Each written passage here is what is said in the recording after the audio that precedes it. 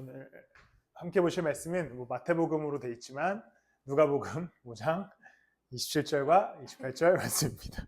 사실 같은 내용이긴 한데 설교를 준비하다 보니까 누가복음이 더 좋은 것 같아가지고 우리가 함께 한 목소리로 읽도록 하겠습니다. 함께 읽겠습니다. 시작. 그 뒤에 예수께서 나가셔서 레위라는 세리가 세관에 앉아 있는 것을 보시고 그에게 말씀하셨다. 나를 따라오너라. 레위는 미안해요.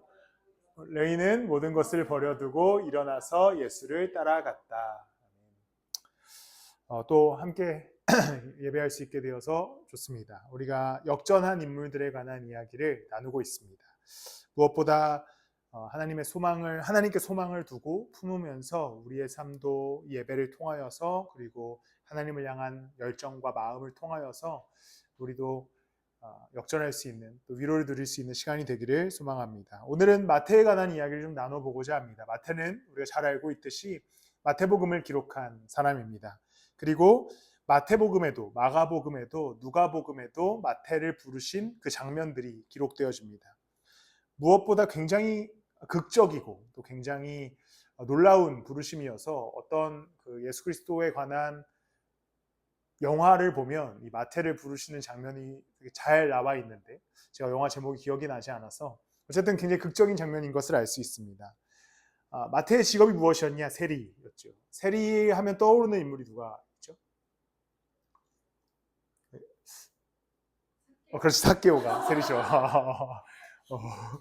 주일학교 주일학교에서 보통 근데 삭개오를 생각할 때, 세리를 생각할 때 어떤 이미지로 우리가 배워왔죠? 보통 이렇게 안 좋은 이미지, 그렇지? 안 좋은 이미지, 안 좋은 이미지이죠. 사실 세리라고 하는 직업은 어떤 직업이냐면 로마에 소속된 공무원입니다. 로마의 공무원인데 유대 출신으로 뽑혀서 유대인들의 세금을 걷어서 징수한 다음에 로마에다가 이렇게 갖다 주는 그런 역할을 했던 사람들입니다. 그러다 보니까 이스라엘 입장에서는 이 사람들은 앞잡이죠. 그러니까 친일파, 우리가 과거에 이제 우리나라에도 있었던 친일파와 같은 사람들입니다. 그러니까 유대인이었지만 로마의 편에 서서 유대인들의 세금을 걷어들여서 자신들이 이득을 쌓았던 그런 사람들입니다. 그런데 반면에 로마의 입장에서 봤을 때 이 세리라고 하는 직업은 옛날에 삭개오에 관한 이미지를 보면 굉장히 막 볼품없고 막 뭐 키도 작고 막 이렇게 나오는데 뭐 키가 작았다는 것은 성경에 나오지만 세리는 굉장히 고급스러운 직업이었습니다. 그러니까 로마 정부 아래에서 세리는 무엇보다 막강한 권력을 휘두를 수 있었고 엄청난 부를 쌓을 수 있었던 그리고 사회적으로도 명망이 있었던 그러니까 로마의 입장에서 봤을 때 세리는 굉장히 훌륭한 직업을 가진 사람이었습니다. 그런데 직업적인 이유 때문이 아니라 이 세리라고 하는 직업이 로마의 편에 붙었기 때문에 유대인들에게서는 천박한 직업으로 대우를 받았습니다. 왜냐하면 하나님을 배반한 사람들이다라고 하는 오명이 씌워졌기 때문이죠. 왜냐하면 이스라엘은 하나님의 나라였고 하나님의 나라의 사람이 로마 편에 붙어서 로마 황제를 위해 일하고 있었기 때문에 그들은 이스라엘 쪽에서 봤을 때는 부정한 사람이었고 비록 돈과 권력은 있었지만 로마의 앞잡이였고 로마 편에 봤을 때는 굉장히 훌륭한 직업 그리고 공부를 굉장히 많이 해야 했고 수에 밝았던 지금이야 우리가 계산기로 다 계산하지만 당시에는 손수 계산해야 했기 때문에 머리가 좋았고 공부를 많이 했던 것이 세리였습니다. 어쨌든 그런 세리로서 역할을 감당하고 있었던 이 마태는 아마도 이것은 성경에 나와 있지는 않고 추측이지만 활동했던 지역 때문에 삭개오보다도 더 높은 세리였을 것으로 추정합니다. 왜냐하면 가버나움 쪽에서 일을 했기 때문에. 근데 어느 날 어쨌든 이 세리가 세관에 앉아서 일을 하고 있었습니다. 예수님께서 근데 그때 그 지역에서 사역을 하시다가 레위라는 세리가 세관에 앉아 있는 것을 보시고 갑자기 말씀합니다. 나를 따라와라. 그러자 마태가 어떻게 반응하냐면 28절에 보면 모든 것을 버려두고 일어나서 예수를 따라갔다. 세관에 앉아서 열심히 일을 하고 있었던 레위 마태에게 예수님께서 나 따라와 이 한마디를 던지셨는데 즉시 모든 것을 버려두고 그리스도를 따라가기 시작합니다. 마태가 버리고 떠난 삶이 무엇입니까? 먼저는 부유한 삶이죠. 특권이 있었던 삶입니다. 엄청난 부를 쌓을 수 있었다고 합니다. 왜냐하면 지금이야 세금이라고 하는 것이 나라에 정해져 있는 어느 정도의 퍼센테이지가 있지만 이때는 세리맘이었습니다. 세리가 120%를 거두면 100%는 로마에 보내고 20%는 취할 수 있었던. 그래서 사실 로마 안에서 로마인들은 막 160%까지 거뒀다 그래요.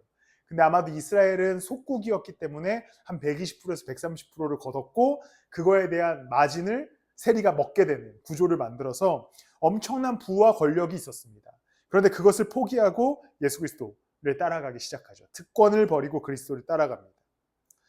근데 우리가 예수 그리스도를 따라가자라고 이야기했을 때 우리는 사실 이 마태와 같은 헌신, 버려둠, 순종을 요구하지는 않습니다. 예수 그리스도께서 우리에게 그리스도 따름을 요구하시긴 하지만 마태처럼 우리가 막 직업을 포기하거나 재산을 포기하거나 권력을 포기하지는 않습니다. 그러나 우리는 마태와 같이 예수님께서 우리를 부르실 때에 어떠한 포기를 가지고 그리스도를 따라 나서기 시작합니다. 때로는 이 예배에도 우리가 많은 시간을 들여야 하고 마음도 써야 되고 체력도 써야 되는 포기가 존재하는 것이죠. 삶의 자리에서도 그렇습니다. 기도한다는 것도 당연히 시간을 써야 되고 마음을 써야 되고 체력을 사용해야 됩니다. 말씀을 읽는 것은 당연히 더더욱이나 시간을 써야 되고 마음을 써야 되고 뇌를 써야 되는 그런 작업이 있어요. 교회에 다니는 것은 더욱 그렇습니다. 특히 혜진이는 멀리 다니니까 체력을 써야 되고 시간을 써야 되고 재정을 써야 되고 또한 마음, 시간을 써야 됩니다. 예수 그리스도 따르면 항상 이 작업이 필요합니다. 무언가를 내어놓고 그리스도를 따라가게 되는 여정이 있는 것이죠. 그러니까 마태에게는 세관의 모든 자신의 것, 부와 명예를 내려놓고 떠났지만 우리의 삶은 이제 일상 속에서 그리스도를 따라 나서기 시작할 때에 항상 어떠한 것을 포기해야 되고 어떠한 것을 드려야 하는 그러한 전제 조건이 필요해지게 됩니다. 하기 싫을 수도 있고 또 때로는 그것이 부담스러울 수도 있고 또 어려울 수 있지만 이 따라 나선 은혜가 있음을 우리가 오늘 말씀을 통해 나누어 보고자 합니다. 러닝을 예배 전에 우리가 함께 얘기했지만 러닝은 죄의 결과물이고 또 이 사탄이 만든 것이지만 러닝을 우리가 현 시대의 이 죄의 결과물을 감당하는 이유는 일단 나서서 달리기 시작하면 어쨌든 혜진이는 그런 게 아니지만 저 같은 경우는 제가 먹은 것에 대한 어떤 회개의 과정이죠. 그러니까 많이 먹었으니까 찜으로 인하여서 뛰는 행위는 괴롭지만 나를 내어주고 또 나의 어떤 정신 건강에 해롭지만 내 먹은 것을 불태우는 하나의 어떤 선순환이 일어나죠. 포기하면 얻어지는. 그와 같이 예수 그리스도 따름도 십자가를 짊어지고 걸어간다라는 표현과 같이 쉬운 일은 아닙니다. 막 가벼운 짐은 아닙니다. 그러나 그리스도를 따라 나섰을 때 우리에게 주어지는 특권, 그것에 관한 이야기를 오늘 함께 해보고자 합니다. 먼저 우리가 아까 마태를 두 관점으로 봤습니다. 첫 번째는 이스라엘의 관점이죠. 두 번째는 로마의 관점입니다. 첫 번째 먼저 나누고 싶은 것은 이스라엘의 관점입니다. 이스라엘의 관점으로 마태가 돈을 많이 벌고 훌륭한 직업이고 공부를 많이 했고 이것은 아무짝에 쓸모없고 마태는 그냥 죄인이었습니다. 하나님을 떠난 사람, 로마의 황제를 섬기는 사람, 황제를 위해 일하는 사람이었습니다. 그런데 이 마태가 예수 그리스도를 떠나면서 이제 그는 더 이상 부정하거나 죄인이 아닌 그리스도의 부르심을 입은 의인이 되어서 예수 그리스도를 쫓기 시작합니다. 이제 예수님께서 마태와 함께 가시면서 예수님이 좀 배가 고프셨는지 마태의 집에 가서 식사를 하시게 됩니다. 돈이 엄청 많았으니까 엄청나게 큰 잔치를 베풀었다라고 기록됩니다. 그때에 이제 29절 보면요. 레위가 자기 집에서 예수에게 큰 잔치를 베풀었는데 많은 세리와 그 밖의 사람들이 큰 무리를 이루어서 그들과 한 자리에 앉아서 먹고 있었다. 그래서 보통 이제 몇몇 농담하시는 분들이 예수님이 일부러 세리들을 변화시키셨다. 왜냐하면 세리들이 돈이 많았으니까 변화하자마자 삭개오 집 가서도 식사하시고 마태 집 가서도 식사하셨다. 이런 얘기를 하시는 경우가 있습니다. 누가복음에서 실제로 예수님을 바리새인들이 먹보라고 얘기하거든요. 어쨌든 그런데 이렇게 먹자 바리새인들이 어떻게 반응하냐면 역시나 여기 예배에서도 PPT에서 실수가 있었네요. 제가 매일 모든 예배에 PPT를 실수해서 그 다음 본문에 보면 바리새파 사람들과 그들의 율법학자들이 예수의 제자들에게 불평하면서 말하였다. 어찌하여 당신들은 세리들과 죄인들과 어울려서 먹고 마시는 것. 예수님이 죄인인 세리와 식사하시는 장면을 보고 바리새인들이 열받습니다. 왜 죄인들과 함께 식사하는가? 왜 죄인들과 어울리는가? 라는 이야기를 하자 예수님께서 이제 대답합니다. 건강한 사람에게는 의사가 필요하지 않으나 병든 사람에게는 필요하다. 나는 의인을 부르러 온 것이 아니라 죄인을 불러서 회개시키러 왔다. 예수님께서 이제 세리와 밥을 먹고 있자 이스라엘 사람들이 얘기합니다. 야, 왜 죄인과 밥을 먹냐? 왜 죄인과 식탁에서 어울리냐? 왜 부정한 사람과 함께하냐? 그러자 그리스도가 대답하기를 의사는 병든 자에게 필요하다. 나는 죄인을 구원하러 하기 위해 왔다라고 말씀하시죠. 이제 마태에게 생겨난 역전은 죄인이 아닌 의인의 삶으로 더 이상 죄와 어떤 사탄의 문제에 얽매여 있는 자가 아닌 그리스도의 제자와 자녀로 살아가게 됩니다. 이스라엘 입장에서 죄인이었던 그를 하나님께서는 부르셔서 그가 세관의 세리로서의 역할을 포기하자 그는 거룩한 자로 이 땅에서의 삶을 살아가게 됩니다. 오늘 우리에게 주어진 은혜도 이와 같습니다. 우리의 삶에 예수 그리스도를 따라 나서기 시작할 때 우리의 삶을 구성하는 수많은 나를 평가하는 문제들, 그리고 삶에서의 나의 어려움들, 그리고 나를 평가하는 부정적인 시선들을 예수 그리스도를 따르기 시작할 때 그리스도께서 우리를 향해서 어떠한 메시지만 던져주시냐면 너는 내가 사랑하는 자다, 내 자녀다, 내가 너를 위해 왔다, 이것만 던져주는 것이죠. 그러니까 이제 이 마태는 세리에서 떠났지만 이스라엘 사람들은 죄인이라고 손가락질했습니다. 그런데 그리스도 앞에 마태가 서자 그에게 일어난 역전은 이제 더 이상 그가 죄인이 아니라 그리스도의 사랑을 받는 제자로 자녀로 서게 됩니다. 로마의 입장에서 생각해 봅시다. 마태는 엄청나게 공부를 많이 한 사람이었습니다. 그리고 권력과 부를 가진 사람이었죠. 근데 이 마태가 이제 예수 그리스도를 따라가기 시작합니다. 이스라엘 사람들은 죄인이라고 손가락질했을 것이고 이제 로마 사람들은 뭐라고 손가락질했을 것이냐면 패배자라고 손가락질했을 겁니다. 아주 훌륭한 직업을 포기하고 정말 거지처럼 돌아다니는 예수 그리스도를 따라가기 시작했기 때문이죠. 로마 사람들이 얘기했을 겁니다. 저 패배자, 저 실패자, 저 완전히 망가진 인간. 그 부를 포기하고 그 어떤 대단한 명성을 포기하고 예수를 따르기 시작했다. 저 완전 실패했다. 그런데 이제 더 이상 마태는 세상의 기준과 평가에 얽매여서 거기에 자신의 삶을 갈아 넣는 인생이 아니라 온전한 자녀와 제자로 세워주시는 그리스도를 쫓아가기 시작함으로 더 이상 세상의 평가와는 상관없이 그리스도와 함께 이 땅에서의 삶을 걸어가기 시작합니다. 이것이 바로 우리에게 주어진 하나님의 은혜입니다. 내가 내 삶에 우리는 뭐 직업을 포기하고 예수를 따르진 않지만 그리스도와 함께 걸어간다는 것은, 예수님과 함께 살아간다는 것은 때로는 세상에서 나를 수없이도 판단하는 기준들과 세상에서 수없이도 나의 직업을 가지고 이야기하고 나의 현재 이룬 나의 삶의 어떠한 것을 가지고 판단하고 막 우리는 이 시대에 수많은 평가와 판단의 기준들을 가지고 살아가지 않습니까? 이 나이 때 되면 이 정도, 이 나이 때 되면 이 정도의 재산이 있어야지, 이 정도의 직업을 갖고 있어야지. 근데 그리스도인이 된다는 것은 이제 거기서 분리되는 것이죠. 그리스도 앞에 내가 섰을 때 세상의 판단과 평가와 기준들은 다 아무것도 아닌 것이 되고 너는 내가 사랑하는 딸이다, 내가 사랑하는 내 제자다, 내 백성이다 라고 하는 부르심이 가장 앞서게 됩니다. 그러니 오늘 우리는 또한 일상을 살아가면서 수많은 기준 앞에, 판단 앞에, 평가 앞에 뭐 가끔 낭망할 때도 있고 상처받을 때도 있고 좌절할 때도 있을 겁니다. 최근에 저희 사촌들이 좀 자주 친하게 지내는데 다들 제가 막내입니다. 저희 친가 쪽에서 다 큰형님부터 해서 누님들이 쭉 있고 다들 열심히 살았고 다들 뭐 성과를 이룬 분들도 계시고 뭐 이렇게 있죠.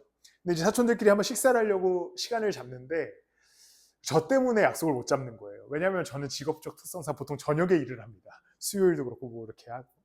그러니까 저희 친누나가 아주 좀 이렇게 나쁜 사람인데 왜냐면 성격이 안 좋거든요. 정말 T라고 보면 제가 T면 저희 누나는 T인데 그 단체 카톡에다 이런 한마디를 남겼습니다. 희중이는 우리 중에 제일 바쁜데 우리 중에 돈을 제일 못 버네? 이렇게.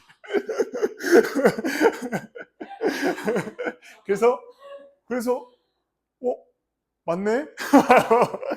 내가 이 중에 제일 바쁜데 나는 심지어 토요일 주일에도 일을 하는데 나는 돈을 제일 못 버네? 라고 얘기해서 하지만 또 그들이 맛있는 걸 사주기 때문에 저는 또 농담으로 넘기고 슬프지만 세상은 우리를 그런 기준들로 평가하죠. 얼마 버는가, 어디에서 무엇을 하는가, 어디를 가는가. 그런데 그리스도 앞에 섰을 때 우리가 갖고 있는 나의 것들은 아무것도 아닌 것이 됩니다.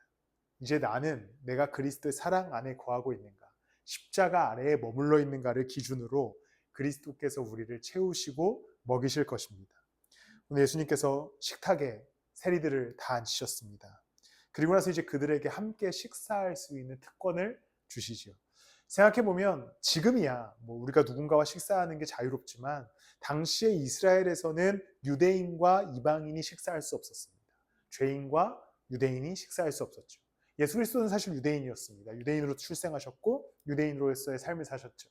마태와 세리들, 죄인들은 유대인들과 식사할 수 없었습니다. 그런데 그리스도가 그의 식탁에 그들을 초대해 주셔서 함께 식사하고 어울리셨습니다. 오늘날 우리의 삶도 원래는 죄인이었기 때문에 그리스도와 함께 걸을 수 없었던 존재들이었습니다. 그런데 그리스도께서 십자가에 달려 죽으시고 모든 피를 쏟으심으로 말미암아 우리를 구원하여 주셨습니다. 그리고 이제 우리를 그 식탁에 초대해 주시는 것이죠. 함께 식사하자, 함께 동행하자, 함께 걸어가자. 이것이 오늘 이 어려운 시대와 우리의 삶 속에 주어진 하나님의 은혜와 같습니다. 오늘 나의 삶에서, 나의 직장에서, 또 나의 가정에서는 수없이 쫓기고 또 수많은 평가를 당하고 또 내 미래에 대한 불안함에 두려워하지만 그리스도 앞에, 그분의 식탁 앞에 나아갈 때 예수 그리스도께서는 우리에게 함께 밥 먹자, 함께 우리가 걸어가자, 우리의 어떠함과 상관없는 것이죠. 야, 너는 지금 이것도 못 갖췄으니까 나랑 못 걸어 라고 하시는 분이 아닙니다. 요한계시록 3장 20절 말씀을 보면 우리 이거 한 목소리로 읽도록 하겠습니다. 함께 읽겠습니다. 시작. 보아라, 내가 문 밖에 서서 문을 두드리고 있다. 누구든지 내 음성을 듣고 문을 열면 나는 그에게로 들어가서 그와 함께 먹고 그는 나와 함께 먹을 것이다. 예수님께서 이제 문 밖에 서서 우리의 삶을 두드리십니다. 누구든지 내 음성을 듣고 문을 열면 나는 그에게로 가서 들어가서 그와 함께 먹고 그는 나와 함께 먹을 것이다. 예수님은 이 먹는 이미지를 굉장히 중요하게 여기시지 않습니까? 그러니까 아마 예수님 이 두 분은 소식자여서 예수님께서 이렇게 생선 구우셨는데 배부르다고 했을 텐데 나 같은 사람은 이제 예수님 너무 좋아하셨겠지. 계속 생선 구워주시면 계속 먹고 네. 그랬을 텐데 어쨌든 그리스도께서 이제 말씀하시기를 내가 너희와 함께 들어가서 너와 함께 먹고 너는 나와 함께 먹을 거야. 엄청난 동행의 선언이신 것이죠. 우리의 때묻음, 우리의 문제, 우리의 삶에서의 평가, 세상의 기준들을 보신 다음에 이 정도 준비됐으니 나랑 먹자. 이 정도 이루었으니 내가 더 좋은 식탁에 초대해 줄게 라고 말씀하시는 분이 아니라 그냥 그리스도께서는 마태를 사랑해 주셨듯이 우리를 사랑해 주셔서 누구든지 삶의 무게를 지고 고난을 지고 어려움을 지고 그리스도 앞에 나아갔을 때 그리스도께서 함께하여 주시고 동행하여 주시고 위로하여 주시는 놀라운 은혜를 우리는 경험할 수 있습니다. 마태를 생각해 보면 세관의 모든 것들을 버리고 예수 그리스도를 따라 나섰을 때 이제 두 집단에게 평가를 다르게 받았을 겁니다. 이스라엘 사람들에게는 이제 멍청한 예수를 따르는 그 무리라고 손가락질 당했겠죠. 이스라엘 사람들은 바리새인들과 율법학자들은 그리스도를 비난했기 때문에 그리스도를 따르는 멍청한 사람으로 평가당했을 겁니다. 로마의 입장에서 마태는 완전히 좋은 직업을 때려치고 곧 십자가에 달려 죽게 될 사형수를 따라가는 이단아가 됐을 겁니다. 세상에서의 평가가 더 안 좋아졌어요. 예수님을 따라 나섰는데 부도 없어졌고 이제는 명예도 없어졌고 아무것도 없어졌습니다. 이제는 로마 입장에서도 이상한 사람, 이스라엘 입장에서도 이상한 사람이 되었습니다. 이것을 역전이라고 이야기하는 이유는 그러나 이제 그는 하나님 앞에서 깨끗한 자로, 제자로, 자녀로, 사랑받는 자로 그 땅에서의 삶을 걸어가게 되었습니다. 이것은 우리에게 주어진 은혜와 마찬가지입니다. 예수님을 믿는다고 해서 우리가 과거에 막 어른들이 했던 것처럼 막 세상에서도 대단한 성공을 이루지 못합니다. 안타깝게도요. 우리 사촌들 중에 교회 다니는 사람 저밖에 없습니다. 아닌가? 저밖에 없습니다. 아무도 안 다녀요. 하지만 저는 천국문에 가까이 와 있지요. 그들도 전도해야겠지만 하나님의 은혜가 저에게 있습니다. 슬프지 않습니다. 마태도 마찬가지였겠죠. 이제는 더 평가가 안 좋아졌습니다. 상황이 더 안 좋아졌어요. 돈도 잃었고 명예도 잃었고 어쩌면 집안에서도 버림을 받았을 수도 있습니다. 그러나 그에게는 이제 그리스도의 식탁이 주어졌습니다. 예수님과의 동행, 영원한 은혜, 영원한 위로, 평안을, 천국을 경험하게 되는 것이죠. 말씀을 마무리하겠습니다. 오늘 설교의 제목이 당신의 책상에는 무엇이 있습니까? 입니다. 결론적으로 이 제목에 관한 이야기를 해보고자 하는데 마태를 좀 생각해 본다면 그가 세관에서 일할 때 그의 책상에는 무엇이 있었겠습니까? 장부가 있었겠죠. 세금을 걷었어야 하니까요. 수많은 동전들이 있었을 겁니다. 당신은 지폐가 아니라 동전이었기 때문에 걷어들인 돈을 세는 수많은 동전들이 책상 위에 올려져 있었을 겁니다. 그리고 또한 세금을 거두며 삥땅을 쳐야 했기 때문에 자기 몫으로 나눈 돈도 있었을 겁니다. 그의 책상에는 마태의 욕망과 마태의 죄가 가득했습니다. 그런데 예수 그리스도를 따라간 이후에 마태의 책상에는 무엇이 있습니까? 마태는 마태복음을 썼죠. 이제 그는 책상에 앉아서 아마도 예수 그리스도의 이야기를 기록했을 겁니다. 원래 그의 앞에는 돈과 장부 그리고 죄가 있었지만 이제 예수 그리스도를 만난 이후에 마태의 인생에 그의 책상에는 종이와 펜 그리고 예수 그리스도의 이야기가 있었습니다. 마태의 인생이 완전히 역전됐죠. 그리스도를 따라 나서자 그의 책상에는 욕망과 죄의 결과물이 아닌 그리스도의 이야기와 은혜의 결과가 놓여져 있습니다. 그래서 오늘 질문이 그것이었습니다. 당신의 책상에는 무엇이 있습니까? 여러분의 책상에, 여러분의 인생의 책상에는 무엇이 놓여져 있습니까? 때로는 내 염려가 책상에 올려지기도 하고 내 불안함이 책상에 올려지기도 하고 때로는 내 욕망이 올려지기도 하고 혹은 내 세상의 일들이 올려져서 그리스도의 말씀과 예수 그리스도의 이야기를 찾아보지 못하는 책상의 형태를 발견합니다. 그러나 우리가 예수 그리스도를 믿고 따라간다면 이제 나의 인생의 책상에 예수님의 이야기와 살아있는 하나님의 말씀 그리고 그리스도를 따르는 따름이 놓여져 있을 때 우리는 그 놀라운 역전 속에서 그리스도가 주시는 위로, 평안 그리고 부활의 능력을, 보혈의 능력을 온전히 경험하면서 걷게 될 줄을 믿습니다. 여러분들 인생에도 여러분들 책상을 잘 점검해서 하나님의 은혜가 책상 위에 놓여지는 저와 여러분들이 되시기를 축복합니다. 우리 아까 함께 했던 찬양인데 네.